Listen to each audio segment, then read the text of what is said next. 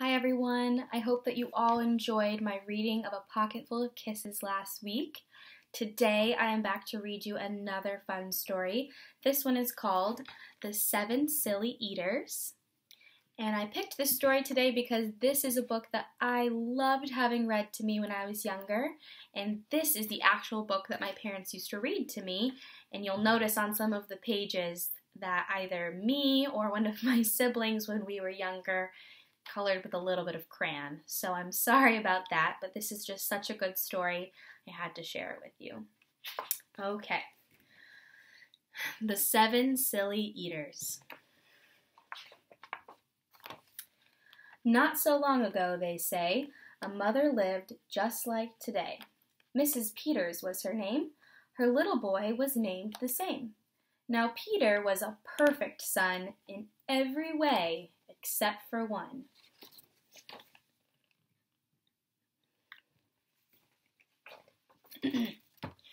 When Peter was just 1 year old, he did not like his milk served cold. He did not like his milk served hot. He liked it warm. And he would not drink it if he was not sure it was the proper temperature.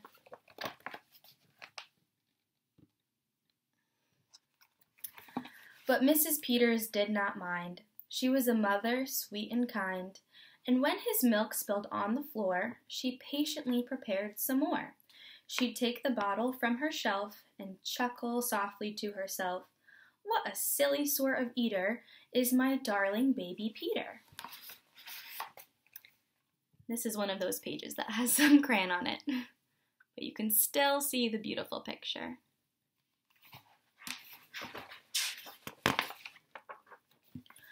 When Peter had not yet turned 2, another baby, sweet and new, was born. Dear Lucy, small and fair, with big blue eyes and curly hair. But long before this child was grown, she had opinions of her own, of what she'd eat and what she'd not. She hated milk, both cold and hot, and warm was worst of all. Instead, whenever Lucy dear was fed, she bellowed for pink lemonade, not from a can, oh no, homemade.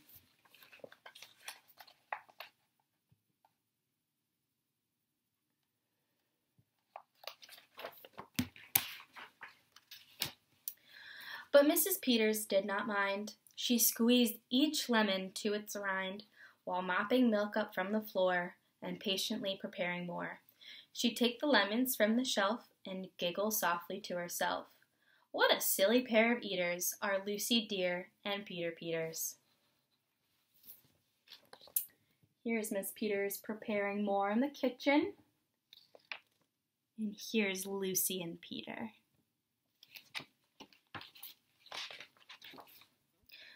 Now Lucy grew and Peter grew, till he was 3 and she was 2.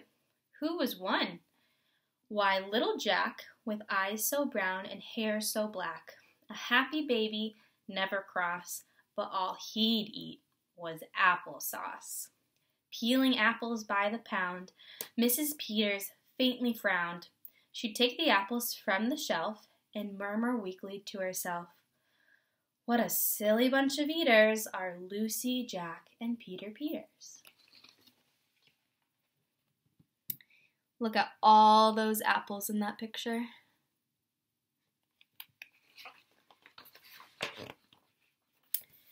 Peter, Lucy, and young Jack had a brother named Mac.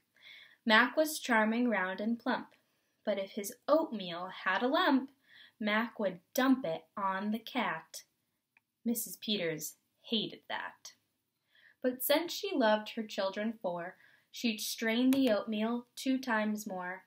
She'd take it from the pantry shelf and mumble sadly to herself, "What a foolish group of eaters are my precious little Peters." In this picture, you can see him dumping it on the cat. And here she is making him oatmeal.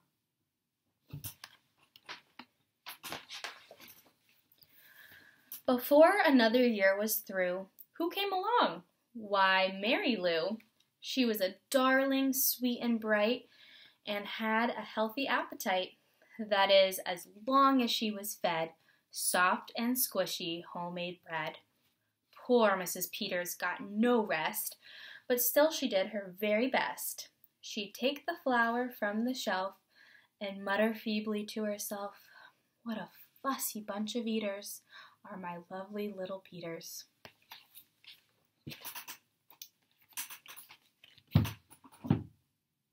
There's all of the Peters kids. Their kitchen is quite a mess. A year rolled by. The children grew. "They really are a splendid crew," sighed Mrs. Peters, pinning pins and diapering her brand new twins. Little sisters, quick and smart, impossible to tell apart. But Flo liked poached eggs, Fran liked fried. If she mixed them up, they cried. Tired to the very bone, Mrs. Peters groaned a groan. She'd take the eggs down from the shelf and whisper weakly to herself, "What persnickety young eaters are all my 7 little Peters." Do you see all of the 7 Peters in this picture? There's the twins on the floor. And look, one of them's hanging from the door, it looks like.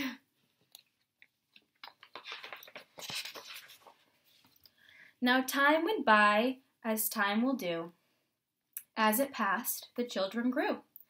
The problem was that as they grew, their appetites kept growing too, but not their choice of what to eat. Each child continued to repeat they wanted what they had before. The trouble was, they wanted more.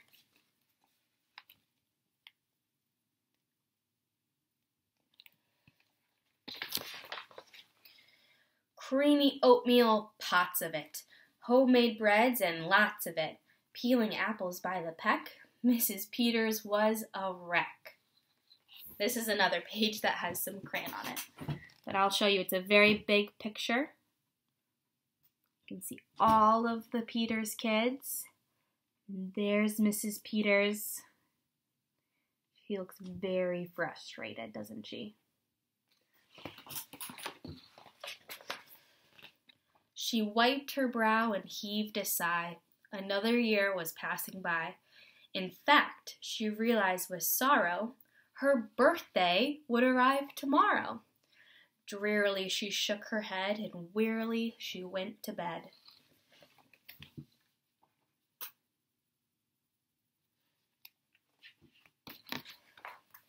She thought the children had forgot her special day, but they had not. At the crack of dawn, they all began to carry out their secret plan. Mrs. Peters would be fed a birthday breakfast in her bed, a breakfast made of all the foods that kept them in such happy moods. I think this is a picture of the children's bedroom. Look how many beds there are in there.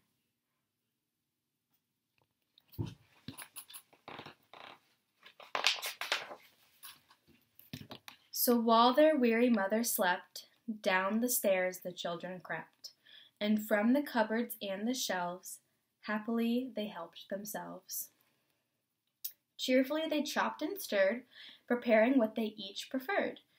But despite the pains they took, since nobody knew how to cook, to measure things or make them hot, the more they tried, the worse it got.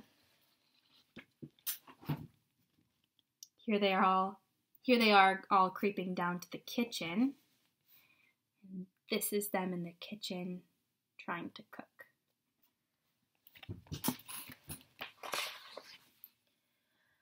First, Mac's oatmeal turned out lumpy, which made poor Mac turn grim and grumpy. In fact, the lumps got him so cross, he dumped them in Jack's applesauce. This bothered Jack so much he threw it in the dough of Mary Lou, who tossed the mishmash that made straight into Lucy's lemonade. And that put her in such a huff, she poured the icky sticky stuff in the double frying pan that held the eggs of Flo and Fran, who flung the hodgepodge on the spot into the milk in Peter's pot. All right, this is a long picture, but we'll start from the beginning. There's the oatmeal being dumped into the applesauce, and that's into the bread, into the lemonade. There, it's getting all mixed up, and at the end, it's going into the milk. But when they saw what they had done, they wished they had never begun. They'd hardly slept a wink that night, and still things hadn't turned out right. And even though they tried their best, it hadn't worked. They were depressed. They'd be in trouble, too, unless they found some place to hide the mess. The oven seemed the perfect spot. They all forgot that it was still hot. They stuck the pot inside, and then they all went back to bed again. Check out what a mess they made in their kitchen.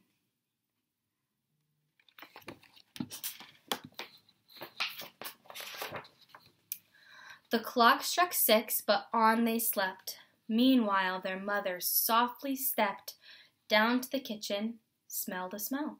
What could it be? She could not tell. It smelled so good, she sniffed some more and opened up the oven door. She woke the children with her cries. They all came running in surprise, and in the kitchen what they found was Mrs. Peters dancing round, and in the oven, no mistake, a pink and plump and perfect cake.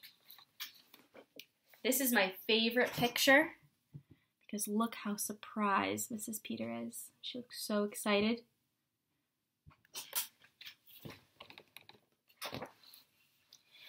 And their mother danced with glee. She cried, "A birthday cake? For me? A birthday cake still piping hot? To think I thought that you forgot. Now tell me, please, how did you make this pink and plump and perfect cake so high and light and smooth as silk?" "It's smooth as silk from all my milk," said Peter. Lucy said, "It's pink from all my lemonade, I think." "And from my apples," added Jack. "My oatmeal made it soft," said Mac. "My bread, too," said Mary Lou. Said Fran and Flo, "As for its size, it was our eggs that made it rise." Then everybody sniffed some more and danced around the kitchen floor. This is another fun long picture. Look at that beautiful cake. You see it? Mrs. Peters is so happy.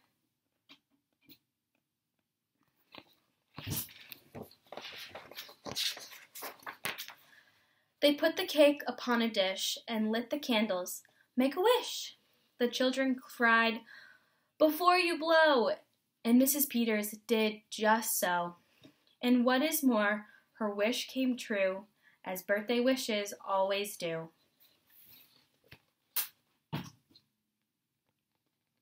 All of the Peters family enjoying her birthday. Look how big and fluffy that cake looks.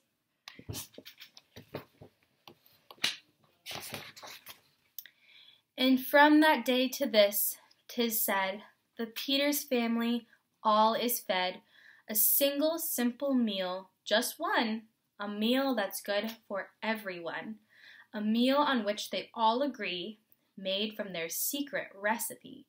They all take turns mixing it, they all take turns fixing it. It's thick to beat and quick to bake, it's fine to eat and fun to make.